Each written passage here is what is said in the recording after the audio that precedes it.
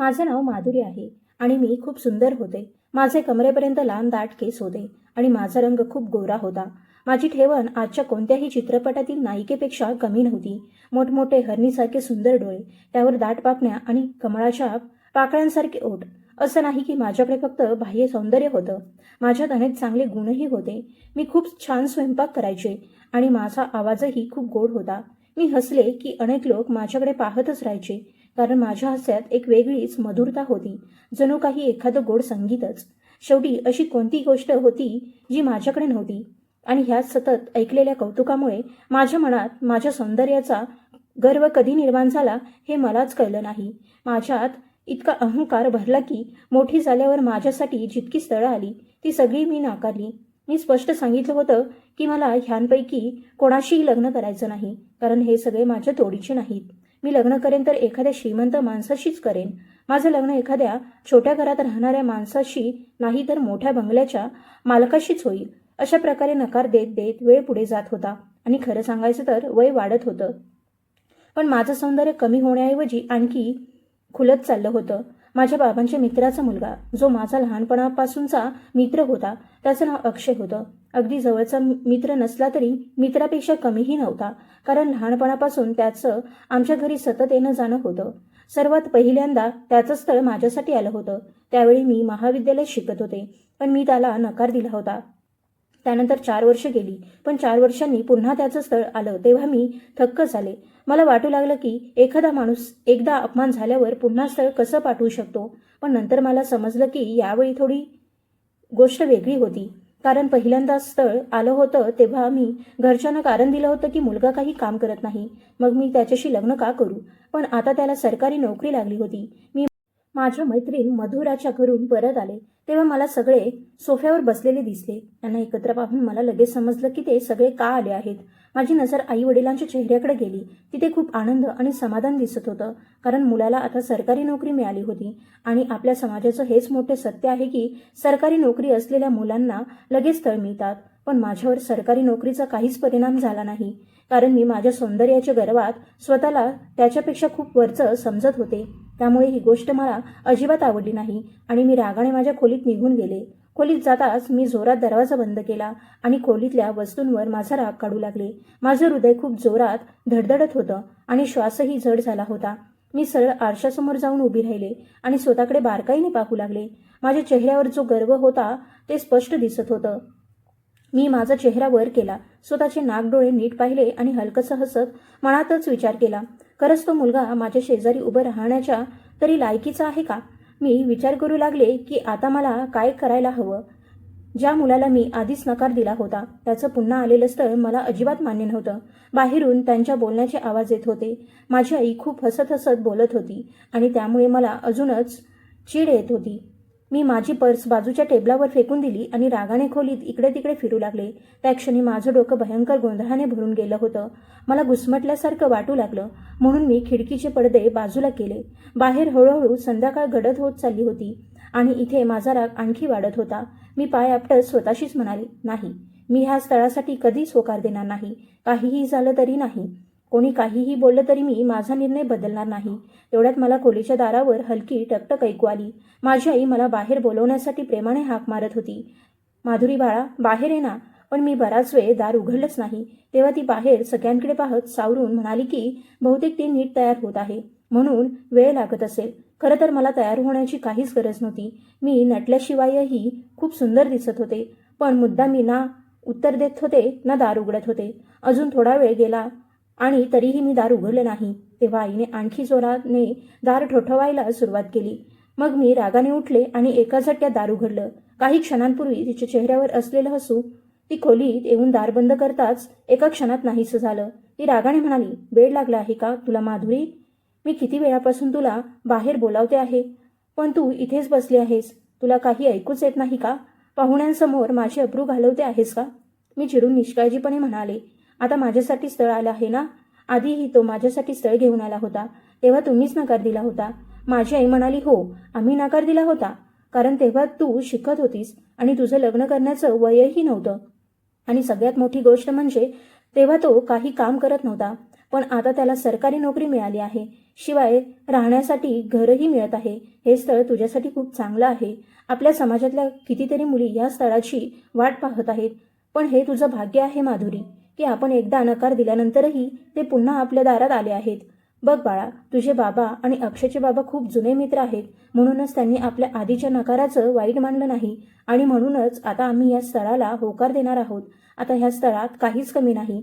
मी नाराजीने पुटपुटत उत्तर दिलं. म्हणजे त्याला सरकारी नोकरी लागली म्हणून काय झालं? चेहरा तर त्याचा जुना आहे ना, त्यात काही बदल झालेला नाही. तो आधीही सावळाच होता आणि आताही तो सावळाच आहे. उलट मी आत्ताच त्याला बाहेर पाहिलं तर माझा मूडच खराब झाला.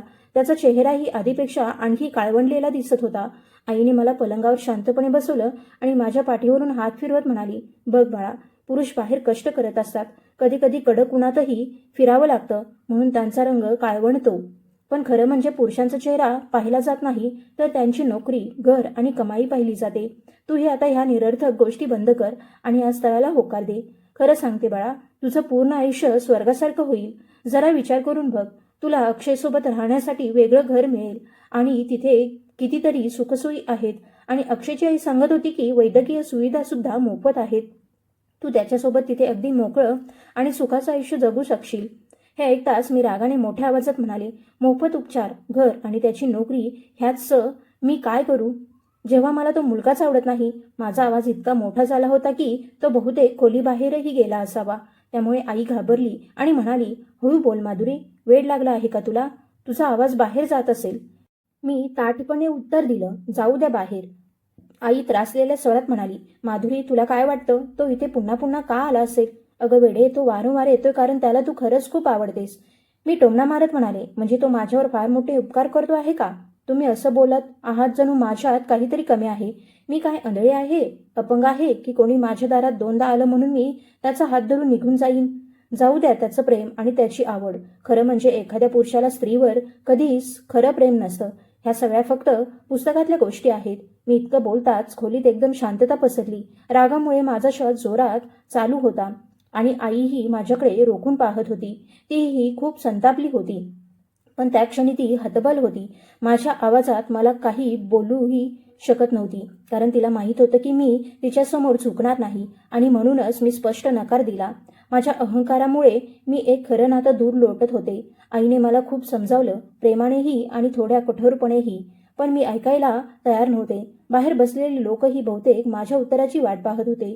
कदाचित माझा आवाजही अक्षयपर्यंत स्पष्ट पोहोचला असेल, पण मी स्वतःला खोलीतच बंद करून घेतलं आणि बाहेर येण्यास स्पष्ट नकार दिला. जवळजवळ 1.5 तास उलटून गेला. तेव्हा मी विचार करू लागले की हे लोक पाहत आहेत ना की मी खोलीतून बाहेरच येत नाही, तरीही ते घरातून जात का नाहीत? तेवढ्यात मला बाबांचा आवाज ऐकू आला. ते म्हणत होते, मग ह्या नात्याबद्दल होकार समजायचा का? सुरुवातीला मला वाटलं की कदाचित मी चुकीचं ऐकलं, पण जेव्हा खात्री झाली तेव्हा मी संतापाने थरथर कापू लागले. हे कसं शक्य आहे? माझ्या नकारानंतरही बाबा ही गोष्ट पुढे कशी नेऊ शकतात? आईने मला थांबवायचा प्रयत्न केला आणि स्वतः पटकन बाहेर निघून गेली, पण मीही थेट त्यांच्यासमोर जाऊन उभी राहिले. त्यावेळी माझे केस पूर्ण विस्कटलेले होते आणि हवेत उडत होते. माझ्या चालण्यातही अहंकार स्पष्ट दिसत होता आणि चेहऱ्यावरचा राग तर अगदी उघड दिसत होता. मला त्या अवस्थेत पाहता सगळ्यांच्या नजरा एकदम माझ्याकडे वळल्या. बैठक खोलीत बसलेल्या सगळ्यांसमोर मी कोणताही आदर न ठेवता मोठ्या आवाजात ओरडले, बस, आता खूप झालं. मी आधीच या स्थळाला नकार दिला आहे आणि तरीही तुम्ही इथे लग्नाची तारीख ठरवायची भाषा करत आहात. मी सांगितलं ना, मला ह्या सावळ्या मुलाशी लग्न करायचंच नाही. काहीही झालं तरी नाही. माझा आवाज भिंतीवर आदळून संपूर्ण घरात घुमत होता. इतकं बोलूनही मी थांबले नाही. मी आणखी कठोर स्वरात म्हणाले, जरी त्याला सरकारी नोकरी मिळाली असली तरी त्याचं काय एवढं मोठं झालं? एकदा त्याच्याकडे पहा आणि मग माझ्याकडे पहा. तुम्हाला वाटलं का मी आधी फक्त त्याच्याकडे नोकरी नव्हती म्हणून नकार दिला होता? अजिबात नाही. नोकरीचा काही संबंध नाही. तो तर माझ्या शेजारी उभं राहण्याच्या लायकीचाही नाही. उद्या तो कितीही मोठा अधिकारी झाला तरी मी त्याच्याशी लग्न करणार नाही. माझ्या तोंडातून जे काही येत होतं ते मी बोलतच होते आणि माझे शब्द विषयासारखे त्यांच्या कानात उतरू लागले होते. अक्षयची आई मधुरा काकू, ज्या नेहमी माझ्याशी खूप प्रेमाने वागत होत्या, अगदी आईसारख्याच होत्या, त्या माझं बोलणं ऐकून पूर्ण हादरून गेल्या. त्यांच्या चेहऱ्यावर दुःख आणि आश्चर्य एकत्र दिसत होतं. जणू त्यांना विश्वासच बसत नव्हता की लहानपणापासून ओळखत असलेली हीच ती मुलगी आहे. अक्षयची बहीण गायत्रीच्याही डोळ्यात आश्चर्य भरलं होतं. ती शांतपणे बसून माझ्याकडे पाहत होती. जणू तिच्याकडे शब्दच उरले नव्हते. माझ्या आईवडिलांचे चेहरे फिके पडले होते. ते लाज आणि चिंतेने एकमेकांकडे पाहत होते. पण त्या सगळ्यांमध्ये सर्वात शांत चेहरा अक्षयचाच होता. तो शांतपणे बसला होता. त्याच्या चेहऱ्यावर ना राग होता ना अपमानाची भावना, फक्त एक विचित्र शांतता होती. जणू त्याने सगळं ऐकलं होतं, पण तरीही दुर्लक्ष केलं होतं. तो हळूहळू उठला. अगदी पहिल्यांदा मी त्याला नकार दिला होता तसाच. तो कोणाशीही काहीच बोलला नाही, ना तक्रार ना उलट उत्तर. तो शांतपणे दरवाजाकडे चालू लागला, पण तरीही माझ्या मनाला समाधान मिळालं नाही. माझा अहंकार अजूनही मला आकाशात घेऊन जात होता. मी त्याच्या मागून मोठ्याने म्हणाले, आता तुझं माझ्याशी लग्न तेव्हाच होऊ शकतं जेव्हा तू चेहऱ्यावर शस्त्रक्रिया करून येशील. हे ऐकून तो काही क्षण दरवाजाजवळ थांबला. त्याने मागे वळून माझ्याकडे पाहिलं. त्याचे डोळे पूर्ण शांत होते. त्यात तक्रार नव्हती, उलट एक वेगळीच मृदुता होती. आणि अचानक त्याच्या चेहऱ्यावर हलकंसं हसू उमटलं. जणू तो म्हणत होता, ठीक आहे, तुला जे बोलायचं आहे ते बोल. आणि मग तो वळून निघून गेला. दरवाजा बंद होण्याच्या आवाजासोबत घराचं वातावरणच बदलून गेलं. त्यानंतर त्याचे घरचेही उठून निघून गेले. ते गेल्यावर माझे आई वडील संतापाने माझ्यावर भडकले. ते खूप दुःखी आणि लाजिरवाणे वाटत होते. ते म्हणाले, तुझं डोकं फिरलं आहे का? तुला काय वाटतं, जगातली सर्वात सुंदर मुलगी फक्त तूच आहेस? तुझ्या या दिखाऊ सौंदर्याने तुझ्या बुद्धीवर पडदा टाकला आहे. मी ताठपणे उत्तर दिलं, हो, मी सुंदर आहे आणि म्हणूनच माझ्या मनाला जे योग्य वाटेल तेच मी करणार. माझं बोलणं ऐकून ते आणखी संतापले. आई पुढे आली आणि तिने माझ्या गालावर सलग 3-4 चापटा मारल्या. त्यांच्या जळजळीने माझा चेहरा लाल झाला, पण माझ्यातला हट्ट अजिबात कमी झाला नाही. मी तिच्या डोळ्यात डोळे घालून पुन्हा स्पष्ट नकार दिला. जणू मी मनाशी ठरवलं होतं की काहीही झालं तरी मी त्यांच्या पुढे झुकणार नाही. म्हणतात ना, माणसाचा अहंकारच त्याला अनेकदा बुडवतो, आणि आता मीही ती चूक करत होते. पुढे माझ्यासोबत काय होणार होतं हे पाहणं बाकी होतं, पण खरं सांगायचं तर त्यावेळी मला त्याची किंचितही जाणीव नव्हती. हळूहळू वेळ पुढे सरकत गेला आणि मी ज्या स्थळांना नकार दिला होता त्या सगळ्यांची लग्न झाली. त्यांनाही खूप चांगल्या मुली मिळाल्या. माझ्या कुटुंबात माझ्यापेक्षा लहान असलेल्या चुलत भावंडांचीही लग्न झाली आणि आता फक्त मीच अविवाहित राहिले होते, कारण मला कोणतं स्थळ पसंत पडत नव्हतं. माझं वय आता 30 वर्षांचं झालं होतं, पण शेवटी एक दिवस असा आला जेव्हा मला माझ्या मनासारखं स्थळ मिळालं. उशिरा का होईना, पण ते स्थळ ठरल्यानंतर मला वाटलं की हाच माझ्यासाठी सर्वात योग्य पर्याय आहे. मुलाचं वयही माझ्याच आसपास होतं. त्याला फक्त आई होती आणि तो खूप देखणा व स्मार्ट होता. अगदी मला हवा होता तसाच.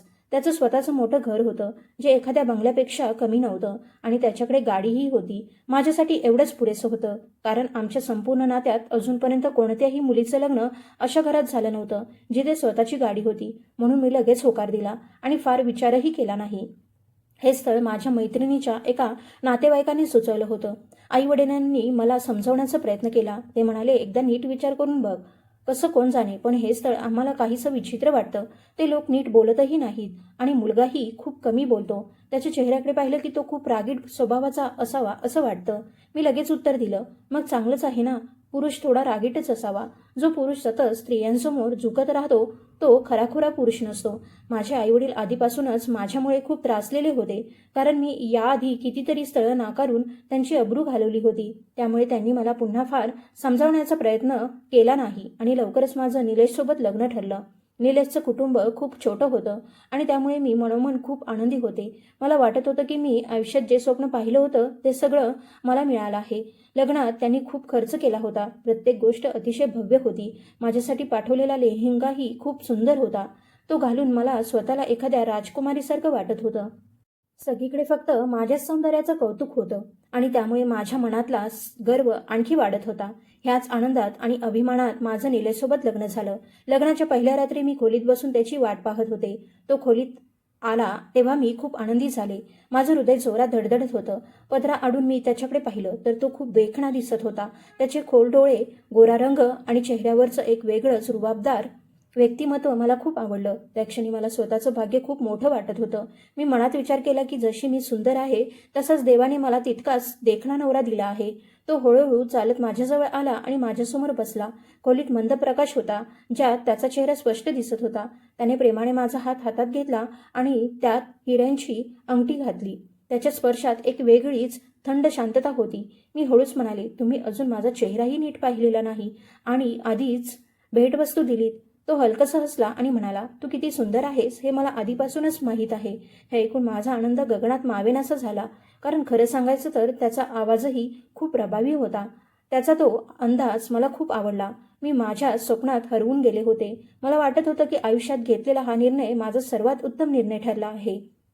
पण पुढच्या क्षणी सगळं बदलून गेलं. त्याने जसा माझा पदर बाजूला केला तशीच एक जोरदार चापट माझ्या चेहऱ्यावर बसली. मी आश्चर्याने त्याच्याकडे पाहतच राहिले. मला काहीच समजलं नाही. माझ्या कानात एक विचित्र गुंजन सुरू झालं. मी लगेच माझ्या गालावर हात ठेवला. खूप तीव्र वेदना होत होती. माझ्या डोळ्यांतून अश्रू वाहू लागले. आयुष्यात मी कधीच असं काही अनुभवलं नव्हतं. त्या चापटीत एक वेगळीच ताकद होती. जणू मला मुद्दाम कमीपणा दाखवण्यासाठीच ती मारली गेली होती. मी अजूनही त्याच्याकडे पाहत होते. तेव्हा तो माझ्याकडे झुकून अतिशय थंड स्वरात म्हणाला, ही चापट मी तुला फक्त म्हणून मारली आहे जेणेकरून तुला तुझी जागा कायम लक्षात राहील. त्याचे शब्द माझ्या मनात बाणासारखे घुसले. मी शांतपणे तशीच बसून राहिले. माझ्या मनातला सगळा आनंद एका क्षणात संपून गेला. पण सर्वात जास्त धक्का देणारी गोष्ट म्हणजे त्यानंतर लगेचच त्याचा स्वभाव पूर्ण बदलला. तो माझ्या सौंदर्याचं कौतुक करू लागला. जणू काही क्षणांपूर्वी काहीच घडलं नव्हतं. हे सगळं माझ्यासाठी खूप विचित्र होतं. एका क्षणी त्याचं इतकं भयंकर रूप आणि पुढच्याच क्षणी तो अगदी शांत आणि मृदू झाला होता. मला काहीच समजत नव्हतं की ह्या माणसाचा खरा स्वभाव नेमका कोणता आहे. तो वेळ कसाबसा निघून गेला. मी काहीच बोलले नाही. फक्त विचार करत राहिले की हे सगळं नेमकं काय होतं. सकाळ झाली तेव्हा त्याचं वागणं अगदी बदललेलं होतं. तो अगदी साधारणपणे बोलत होता, जणू काल काहीच घडलं नव्हतं. मीही त्याच्या बोलण्याला उत्तर देत होते, पण माझ्या मनात भीती बसली होती. दुपार झाली तेव्हा मी बाह्यांचा ड्रेस घातला. त्याने मला पाहताच तो अचानक संतापला आणि मोठ्या आवाजात म्हणाला, तू असे कपडे का घातले आहेस? तुला सगळ्यांना काय दाखवायचं आहे? जा आणि दुसरे कपडे घालून ये. त्याच्या आवाजात आदेश होता. मी लगेच उठले आणि काहीही न बोलता कपडे बदलून आले. रात्री पुन्हा त्याचं वागणं अगदी सामान्य झालं. तो पुन्हा शांतपणे बोलू लागला, जणू सगळं ठीक आहे. पण माझा गोंधळ वाढतच चालला होता. एकच माणूस एका दिवसात इतक्या वेळा इतका कसा बदलू शकतो हे मला समजत नव्हतं. मी हे कुणालाही सांगितलं नव्हतं. शेवटी कोणत्या तोंडाने सांगणार होते? ज्या लग्नासाठी मी स्वतः हट्ट धरला, आई वडिलांचं ऐकलं नाही, स्वतःच्या इच्छेने हे नातं स्वीकारलं, त्यात माझ्यासोबत काय घडत होतं हे सांगितलं असतं तर लोक माझ्या चुका काढत बसले असते. जेव्हा आई वडिलांचा फोन आला तेव्हा मी त्यांच्याशी खोटं बोलले की मी खूप आनंदात आहे. माझा आवाज थोडा शांत वाटत होता, पण तरीही त्यांनी माझ्यावर विश्वास ठेवला. कदाचित त्यांनाही खरं ऐकायचं नव्हतं.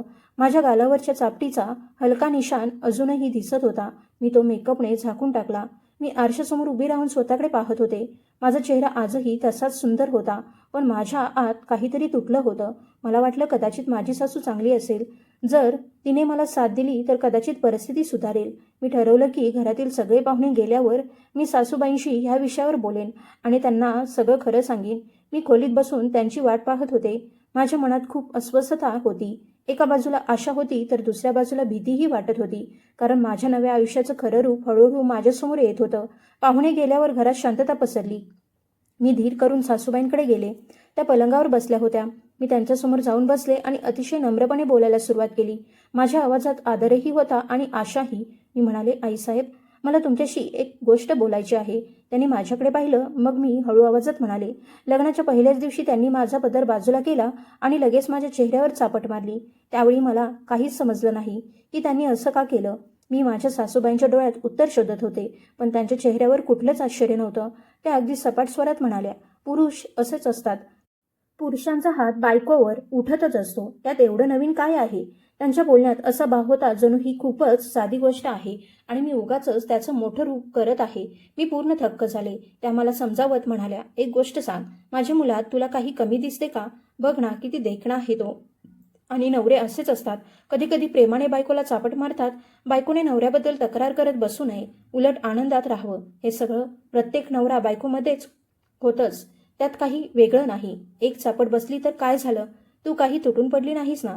त्यांचे शब्द ऐकताच माझ्या सगळ्या आशा संपल्या. मी पुन्हा हळू आवाजात म्हणाले, पण असं कोण करतं? माझ्या आवाजात असहाय्यता होती. पण त्यांनी माझं बोलणंच तोडलं आणि म्हणाल्या, असं माझा मुलगा करतो. बस, आता ही गोष्ट इथेच थांबव. उगाच विषय वाढवू नकोस. त्यांनी हाताने मला गप्प बसण्याचा इशारा केला, जणू त्यांना पुढे काहीच ऐकायचं नव्हतं. मग त्या पुढे म्हणाल्या, पुरुष असेच असतात.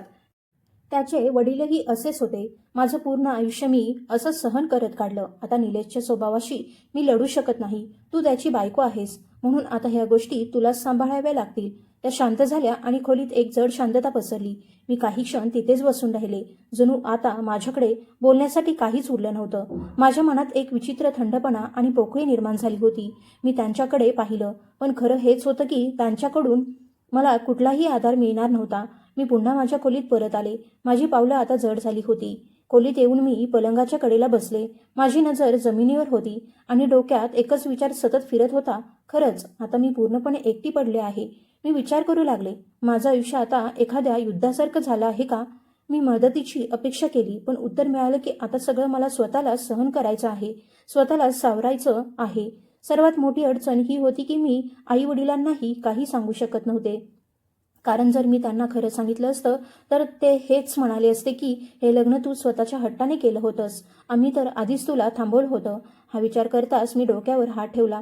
माझ्या डोळ्यांतून अश्रू वाहू लागले आणि मी विचार करत राहिले की ज्या आयुष्याची मी इतकी स्वप्न पाहिली होती ते असं बदलून जाईल याची मला कल्पनाही नव्हती.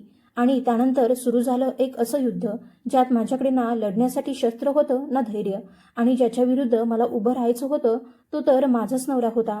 मी विचार करू लागले, प्रत्येक स्त्रीला असंच सहन करावं लागतं का? सगळ्या स्त्रिया अशाच शांत राहतात का? गप्प राहून सगळं सहन करतात का? आता माझ्या आयुष्यातला प्रत्येक दिवस सारखाच झाला होता. सकाळी उठलं की मनात भीती असायची की आज निलेशचा स्वभाव कसा असेल. त्याच्या चेहऱ्यावर कठोरपणा दिसला की मी घाबरून जायचे. तो शांत राहिला तरी मला समाधान मिळत नव्हतं, कारण मला माहीत होतं की त्याच्या शांततेनंतरही अनेकदा वादळ येतं. तो छोट्या छोट्या गोष्टींवर रागवायचा आणि मग एकामागून एक तक्रारी सुरू व्हायच्या. तो मला अशा कठोर गोष्टी बोलायचा की माझं मन तुकडे तुकडे व्हायचं. आणि हात उचलणं तर त्याच्यासाठी अगदी साधी गोष्ट झाली होती. तो ना वेळ पाहायचा ना जागा. त्याला वाटेल तेव्हा तो माझ्यावर हात उचलायचा. मग ते आमच्या खोलीत असो, हॉलमध्ये असो किंवा स्वतःच्या आईसमोर असो, त्याला काहीच फरक पडत नव्हता. मी कधी चेहरा हाताने झाकण्याचा प्रयत्न करायचे, कधी साडीच्या पदराने तर कधी मेकअपने, पण त्याचा हात थांबायचंच नाव घेत नव्हता. एक दिवस सासूबाईंनी मला जवळ बसवलं आणि जणू माझ्याच भल्याची गोष्ट सांगत आहेत अशा स्वरात म्हणाल्या, बघ माधुरी, पुरुषांना बाहेर खूप ताण असतो आणि म्हणूनच ते त्यांचा ताण कमी करण्यासाठी बायकोशी असं वागतात. बाहेरचा राग ते पत्नीवर काढतात. त्यामुळे तुलाही समजून घ्यायला हवं आणि शांत राहायला हवं. त्या मला म्हणाल्या, तूच सांग, या घरात तुला कोणत्या गोष्टीची कमी आहे? मी शांतपणे बसून त्यांचं बोलणं ऐकत होते आणि मनात स्वतःलाच प्रश्न विचारत होते की खरंच मला कोणत्याच गोष्टीची कमी नाही का? खरं म्हणजे त्या घरात खाण्यापिण्याची कमी नव्हती. रोज चांगलं जेवण बनायचं, सगळ्या सुखसोयी होत्या. मला खरेदीलाही भरपूर नेलं जायचं. पण एक गोष्ट नव्हती जी कोणत्याही माणसाच्या आयुष्यात सर्वात महत्त्वाची असते, आणि ती म्हणजे सन्मान. मी घरातली सगळी कामं करायचे. सकाळपासून संध्याकाळपर्यंत सतत व्यस्त असायचे. स्वयंपाक, साफसफाई, सगळ्यांची काळजी, सगळं मी मनापासून करत होते. पण बदल्यात मला फक्त टोमणे, अपमान आणि मार मिळत होता. माझा नवरा कोणत्याही प्रकारे माझी काळजी घेत नव्हता. तो ना माझं बोलणं ऐकायचा ना माझ्या भावना समजून घ्यायचा. थोडा वेळ तो नीट वागला तरी लगेच पुन्हा त्याचं रागीट रूप समोर यायचं आणि माझ्या सगळ्या आशा तुटून जायच्या. मी अनेकदा रात्री जागी राहून विचार करायचे, खरंच ह्याच आयुष्यासाठी मी माझ्या गर्वात कितीतरी चांगली स्थळं नाकारली होती का? मी माझ्या आयुष्याबद्दल अशी स्वप्न कधीच पाहिली नव्हती. माझ्याकडे सगळं होतं, मी इतकी सुंदर होते, पण शेवटी मला मिळालं तरी काय? अशाच गोंधळात माझे दिवस जात होते. खरं सांगायचं तर मी एका कैद्याप्रमाणे जगत होते. घराचा दरवाजा उघडा असायचा तरीही मी कुठे जाऊ शकत नव्हते, कारण मला फक्त सासूबाई आणि निलेशसोबतच बाहेर जाण्याची परवानगी होती. फसवणुकीचं खरं रूप आता माझ्यासमोर येत होतं. माझ्या नवऱ्याला रोज रात्री दूध पिण्याची सवय होती आणि त्याच्यासोबत मलाही प्यावं लागायचं. एके रात्री त्याने मला दूध तयार करून आणायला सांगितलं. मी स्वयंपाकघरात गेले आणि 2 ग्लास घेऊन आले. तेवढ्यात त्याने मला पुन्हा स्वयंपाकघरातून चमचा आणायला सांगितलं. मी परत खोलीत आले आणि ते दृश्य पाहून थिजून गेले. मी माझ्या डोळ्यांनी निलेशला माझ्या दुधाच्या ग्लासमध्ये गोळ्या टाकताना पाहिलं. माझे हात थरथरू लागले. मी घाबरून थेट त्याच्याजवळ गेले आणि विचारलं, तुम्ही हे काय करत आहात? तो अगदी शांतपणे म्हणाला, सध्या मला आणखी कोणती जबाबदारी घ्यायची नाही, म्हणून हे करतो आहे. आता तुला हे कळलं आहे तर पुढे स्वतःहूनच घेत जा. मी हादरून म्हणाले, पण ह्यामुळे माझ्या आरोग्यावर खूप वाईट परिणाम होईल हे तुम्हाला माहीत आहे का? आणि तुमच्या आई आज सकाळी मला म्हणत होते की मी अपत्याला जन्म देऊ शकत नाही, या घराला आनंद देऊ शकत नाही, आणि इथे तुम्हीच माझ्यासोबत हे सगळं करत आहात, जे मला मुळीच माहीत नव्हतं. जर असंच असेल तर मी त्यांना सगळं सांगून टाकेन, म्हणजे निदान त्या तरी मला चुकीचं बोलणं बंद करतील. माझं बोलणं ऐकताच त्याच्या चेहऱ्यावर राग स्पष्ट दिसू लागला. तो कठोर आवाजात म्हणाला, जर तू तोंड उघडलंस तर परिणाम खूप वाईट होतील. आणि मग अगदी निष्काळजीपणे म्हणाला, ही तुझी समस्या आहे, माझी नाही.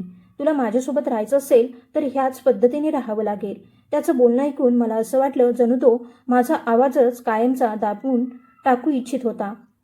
त्या क्षणी माझ्यात काही बोलण्याचीही ताकद उरली नव्हती. प्रत्येक बाजूने माझ्यावर प्रचंड दबाव वाढत चालला होता. एक असा दबाव ज्यातून बाहेर पडण्याचा मला कोणताच मार्ग दिसत नव्हता. आणि हळूहळू माझ्या मनात ही गोष्ट बसू लागली की कदाचित हे सगळं माझ्या भूतकाळातल्या कर्माचं फळ आहे.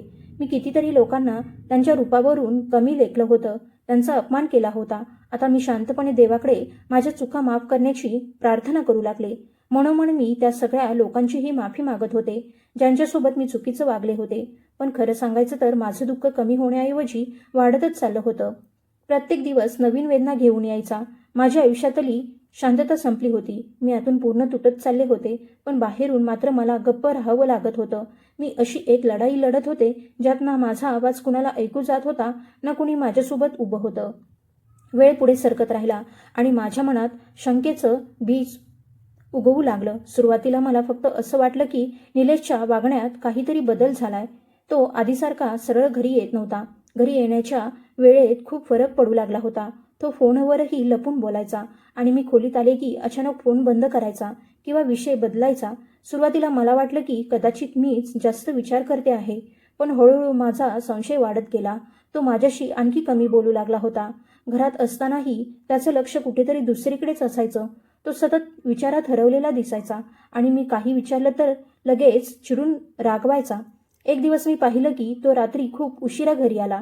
त्याच्या कपड्यांवर एका वेगळ्या सुगंधाचा वास होता, जो त्याच्या नेहमीच्या अत्तराचा नव्हता. माझ्या मनात अनेक प्रश्न होते, पण मी शांत राहिले. त्या रात्री मला झोपच लागली नाही. त्याचं वागणं, त्याच्या हालचाली, त्याचं बदललेलं रूप सगळंच माझ्या डोळ्यात फिरत होतं आणि हळूहळू माझ्या मनात संशय निर्माण होऊ लागला. दुसऱ्या दिवशी मी स्वतःला पूर्ण शांत ठेवलं, पण माझं लक्ष सतत त्याच्यावरच होतं. तो फोनवर कोणाशी बोलतो, कसा बोलतो हे मी पाहत होते. मी लक्षात घेतलं की तो एका विशिष्ट क्रमांकावर वारंवार बोलत होता, पण मी जवळ गेले की लगेच फोन बंद करायचा. आता माझा विश्वास आणि संशय दोन्ही एकमेकांशी झुंज देत होते. मी ठरवलं की मी त्याला थेट काही विचारणार नाही, तर स्वतः सत्य शोधून काढेन. एक दिवस तो घाईघाईने घरातून बाहेर पडला. त्याने सांगितलं की तो कामावर जात आहे, पण त्याच्या हालचालीत एक विचित्र घाई होती. त्यावेळी सासूबाई फोनवर त्यांच्या बहिणीशी बोलण्यात व्यस्त होत्या. मी हाच क्षण साधला आणि शांतपणे त्याच्या मागोमाग घराबाहेर पडले. काही वेळाने मी पाहिलं की तो एका स्त्रीसोबत बाहेर येत होता. दोघंही हसत हसत बोलत होते. ते दृश्य पाहताच माझ्या पायाखालची जमीन सरकली. मी काही क्षण जागच्या जागी थिजून उभी राहिले.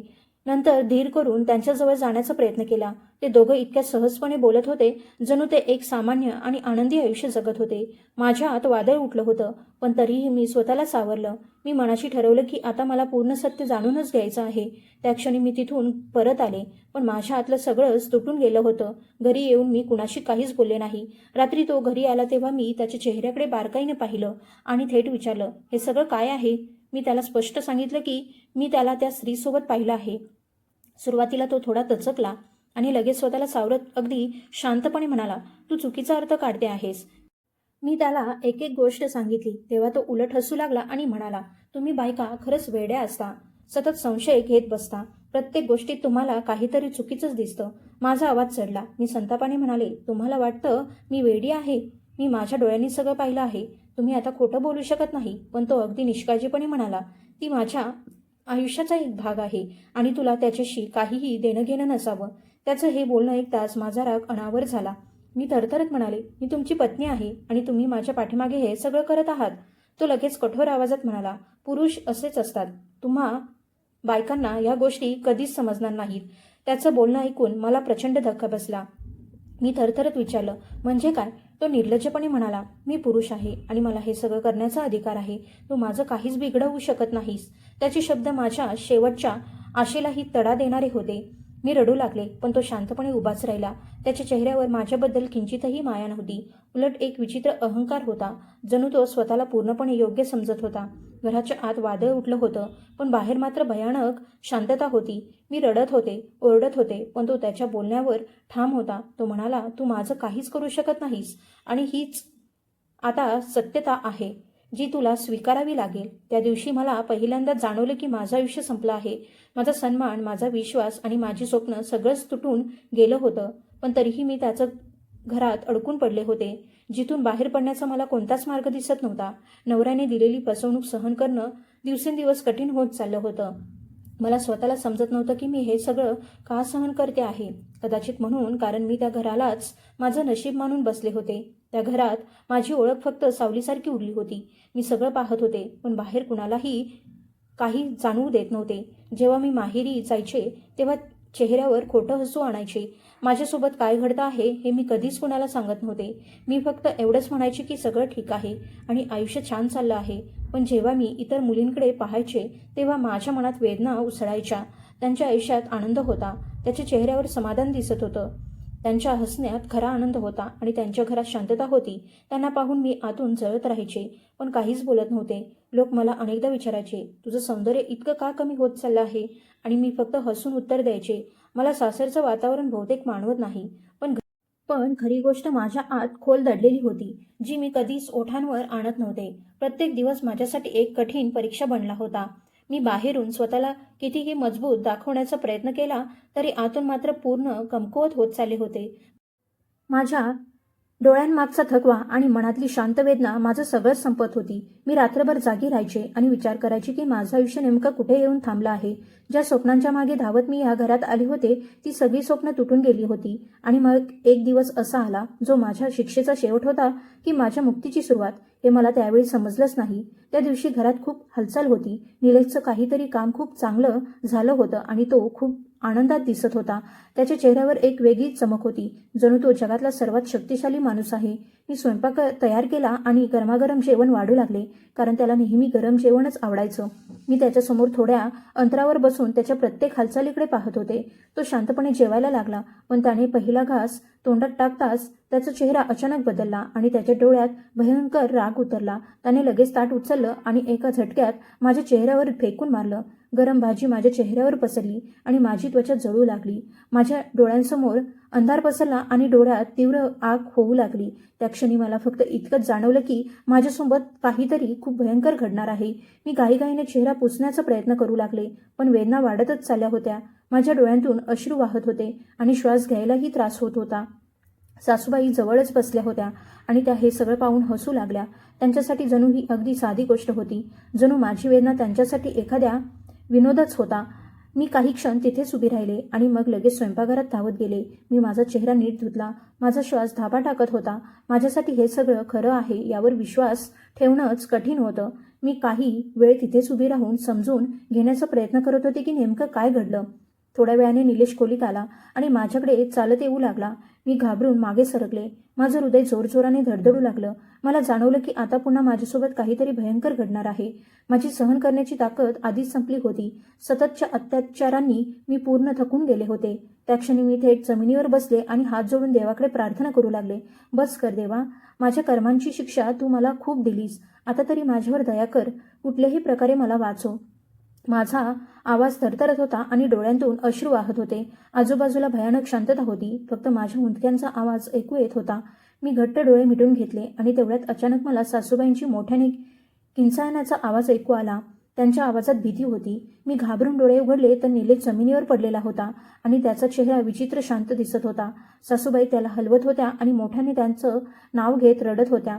मी काही क्षण तशीच उभी राहून सगळं पाहत राहिले. मला काहीच समजत नव्हतं की नेमकं काय चाललं आहे. मी थोडं पुढे गेले आणि पुन्हा थांबले. सासूबाईंनी रुग्णवाहिका बोलावली आणि काही वेळात निलेशला दवाखान्यात नेलं गेलं. संपूर्ण प्रवासात शांतता होती. दवाखान्यात पोहोचल्यावर डॉक्टर त्याला आत घेऊन गेले आणि आम्ही बाहेर थांबलो. सासूबाई भिंतीला टेकून बसल्या होत्या आणि सतत रडत त्याचं नाव घेत होत्या. काही वेळाने डॉक्टर बाहेर आले. त्यांच्या चेहऱ्यावर गंभीर भाव होते. त्यांनी शांतपणे सांगितलं की अचानक हृदयविकाराचा झटका आल्यामुळे निलेश आता या जगात नाही. हे ऐकताच सासूबाई मोठ्याने रडू लागल्या. त्या वारंवार म्हणत होत्या, माझ्या तरुण मुलासोबत असं कसं झालं? आणि मी तिथेच शांत उभी होते.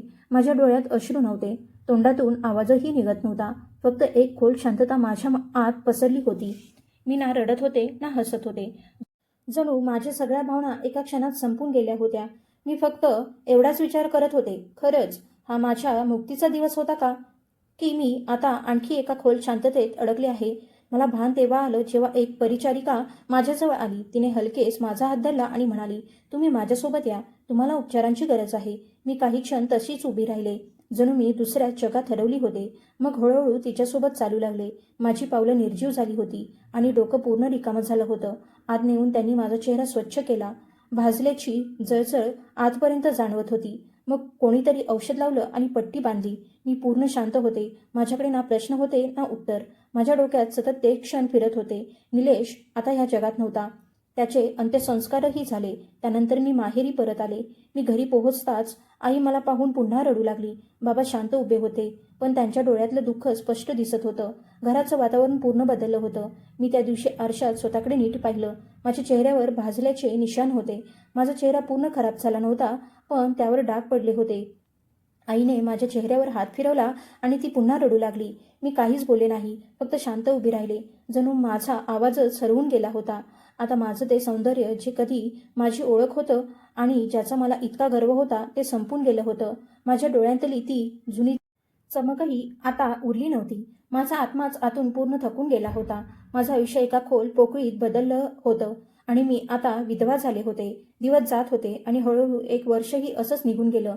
मी घरातच राहायचे, खूप कमी बोलायचे आणि जास्त विचार करायचे. सगळ्यांपासून दूर झाले होते. ना कुणाशी बोलावंसं वाटायचं, ना कुठे जावंसं. माझं आयुष्य जणू एका जागी थांबून गेलं होतं. अशाच काळात बाबांच्या मित्राचा मुलगा, तोच अक्षय, पुन्हा आमच्या घरी आला. तो पुन्हा माझ्यासाठी स्थळ घेऊन आला होता. माझ्यासोबत जे काही घडलं होतं, माझी अवस्था, माझं विधवा होणं, हे सगळं माहीत असूनही तो माझ्या दारात उभा होता. त्याचं बोलणं ऐकताच मी लगेच नकार दिला. पण ह्यावेळी नकाराचं कारण आधीसारखं नव्हतं. यावेळी खरं म्हणजे मला त्याला नकार द्यायचाच नव्हता, पण मी त्याचं आयुष्य खराब करू इच्छित नव्हते. मी त्याला जवळ बोलावलं आणि हळू आवाजात म्हणाले, माझ्याशी लग्न करून तुला काहीच मिळणार नाही, काहीच नाही. मी आता पूर्वीसारखी राहिले नाही. माझं आयुष्य तुटून गेलं आहे. तू तुझं भविष्य माझ्यासोबत का खराब करू इच्छितोस? तुला तर कितीतरी चांगली मुलगी मिळू शकते. आणि हो, मी तुझ्यासोबत जे काही चुकीचं वागले त्यासाठी हात जोडून तुझी माफी मागते. तो शांतपणे माझं बोलणं ऐकत राहिला. मग तो हळू पण ठाम आवाजात म्हणाला, मी तुझ्याशी लग्न फक्त म्हणून करू इच्छित नाही की तू आधीसारखी आहेस की नाहीस. मी तुला नेहमीच प्रेम केलं आहे आणि आजही तितकंच प्रेम करतो. तू कोणत्याही अवस्थेत असलीस तरी मी तुला मनापासून स्वीकारू शकतो. आणि जर तू फक्त म्हणून नकार देत आहेस की तुझ्यामुळे माझं आयुष्य खराब होईल, तर ते विसरून जा. तो पुन्हा पुन्हा म्हणत होता, आता पुरे झालं. मी तुला कधीच एकटं सोडणार नाही. तो माझ्यासोबत ठामपणे उभा राहिला. तो म्हणाला, आता फक्त ह्यावेळी मनसोक्त रडून घे, कारण यानंतर मी तुला पुन्हा कधी रडू देणार नाही. त्याच्या आवाजात एक वेगळा शांतपणा आणि विश्वास होता, जणू तो त्याच्या प्रत्येक शब्दावर कायम उभा राहणार होता. काही दिवसांनी आमच्या लग्नाची तारीख ठरली. यावेळी त्याच्या घरचे ह्या लग्नात सहभागी नव्हते, कारण ते ह्या नात्याच्या विरोधात होते. पण लग्नानंतर माझं आयुष्य पूर्णपणे बदलून गेलं. मात्र हा बदल भीतीचा किंवा दडपणाचा नव्हता, तर शांततेचा आणि समाधानाचा होता, जो हळूहळू माझ्या आयुष्यात उतरू लागला. अक्षयचं माझ्याशी वागणं असं होतं, जणू मी त्याच्या आयुष्यात पूर्ण आनंदाने आले आहे, कुठल्याही उपकाराच्या बदल्यात नाही. त्याने कधीच मला माझ्या भूतकाळाची जाणीव करून दिली नाही. माझ्या चेहऱ्यावरचे डाग का आहेत किंवा माझ्यासोबत काय घडलं ह्याबद्दल त्याने कधी एक शब्दही काढला नाही. तो नेहमी माझ्याशी अगदी साधारणपणे बोलायचा, जणू मी आजही तीच आधीची माधुरी आहे. त्याच्या बोलण्यात ना दया होती ना टोमणे. त्याने मला त्याच्या घरच्यांपासून थोडं वेगळंच ठेवलं होतं, कारण त्याला नको होतं की कुणी मला जुन्या गोष्टी आठवून देईल किंवा मला कमी समजेल. त्याचे घरचे त्याला वारंवार समजवायचे, तुला हिच्यापेक्षा कितीतरी चांगली मुलगी मिळाली असती. पण तो शांतपणे उत्तर द्यायचा, जेव्हा ती सुंदर आणि आनंदी होती तेव्हा तुम्हीच म्हणत होतात की तिच्याशी लग्न कर, आणि आज तिच्यासोबत वाईट घडलं म्हणून ती तुम्हाला वाईट वाटू लागली. पण माझ्यासाठी ती आजही तशीच आहे आणि आता ती माझी पत्नी आहे. मी तिला कधीच सोडू शकत नाही. तो कुठल्याही गोष्टीला आमच्या नात्यामध्ये येऊ देत नव्हता. तो मला आरशासमोर उभं करून माझ्या कमतरतांची जाणीव करून देत नव्हता. उलट मला सतत जाणवून द्यायचा की मी जशी आहे तशीच त्याच्यासाठी जगातली सर्वात सुंदर मुलगी आहे आणि त्याची सर्वात प्रिय पत्नी आहे. आणि खरंच तेवढंच माझ्यासाठी पुरेसं होतं. हाच माझ्या नव्या आयुष्याचा खरा शांतपणा होता. अक्षयच्या अशा बोलण्याने माझ्या डोळ्यात अश्रू यायचे. मी त्याच्याकडे अनेकदा माफी मागायचे, कधी माझ्या भूतकाळासाठी, कधी माझ्या विषारी शब्दांसाठी आणि कधी माझ्या अहंकारासाठी. पण तो प्रत्येक वेळी हसत म्हणायचा, आता त्या सगळ्या गोष्टी विसरून जा. पण खरं सांगायचं तर मी स्वतःला अजूनही माफ करू शकत नव्हते. मला सतत वाटायचं की मी अक्षयला नाकारलं, त्याच्यावर अन्याय केला आणि कदाचित त्याचीच शिक्षा देवाने मला दिली. मी त्याच्यासाठीच पात्र होते. पण अक्षयसोबत राहताना मला जाणवलं की तो फक्त माझा नवरा नव्हता, तर माझा आधार होता, माझा सखा होता, ज्यामुळे मी पुन्हा एकदा जगायला शिकले होते. वेळ पुढे सरकत गेला आणि माझ्या आयुष्यात आणखी एक मोठा आनंद आला. मी आई झाले. माझ्यासाठी तो एखाद्या चमत्कारापेक्षा कमी नव्हता. देवाने मला एक गोड मुलगी दिली होती. जेव्हा मी तिला पहिल्यांदा माझ्या मिठीत घेतलं, तेव्हा मला वाटलं की माझ्या सगळ्या वेदना संपून गेल्या. आता माझ्या घरात माझ्या मुलीच्या हसण्याचा आवाज घुमू लागला होता. माझ्या मनातली ती खोल शांतता आणि अंधार हळूहळू आनंदात बदलू लागले होते. अक्षय आमच्या मुलीकडे पाहून खूप आनंदी व्हायचा आणि मला नेहमी म्हणायचा, तू काहीच गमावलेलं नाहीस, उलट खूप काही मिळवलं आहेस. आता मी ती जुनी माधुरी राहिले नव्हते, जिच्या मनात अहंकार होता आणि जी प्रत्येक स्थळाला नकार द्यायची. आता मी अशी स्त्री झाले होते, जिने आयुष्याचे सगळे रंग पाहिले होते आणि खरी शांतता काय असते हे समजून घेतलं होतं. मला आता उमगलं होतं की खरा आनंद ऐशोआरामात, पैशात किंवा सौंदर्यात नसतो, तर अशा व्यक्तीच्या प्रेमात असतो, जो तुम्हाला प्रत्येक परिस्थितीत स्वीकारतो आणि मनापासून प्रेम करतो. आणि मला आज अशी व्यक्ती मिळाली होती. मी जो अहंकार केला त्याची शिक्षा मला मिळाली. मी जे चुकीचे निर्णय घेतले त्याची किंमतही चुकवली आणि त्याचं दुःखही सहन केलं. पण जेव्हा मी मनापासून माझ्या चुका मान्य केल्या, तेव्हा देवाने मला अक्षयसारखा नवरा दिला, जो माझ्या आयुष्यातलं सर्वात मोठं बक्षीस ठरला. तर मित्रांनो, अक्षयसारखं प्रेम आजच्या काळात खरंच मिळतं असं तुम्हाला वाटतं का? तुमचं मत नक्की सांगा. या कथेचा उद्देश कोणत्याही व्यक्ती, समाज, रंग, नातं किंवा परिस्थितीचा अपमान करणे नाही. कौटुंबिक हिंसा आणि मानसिक छळ चुकीचा आहे. आम्ही कोणत्याही प्रकारच्या गैरवर्तनाचं समर्थन करत नाही. धन्यवाद.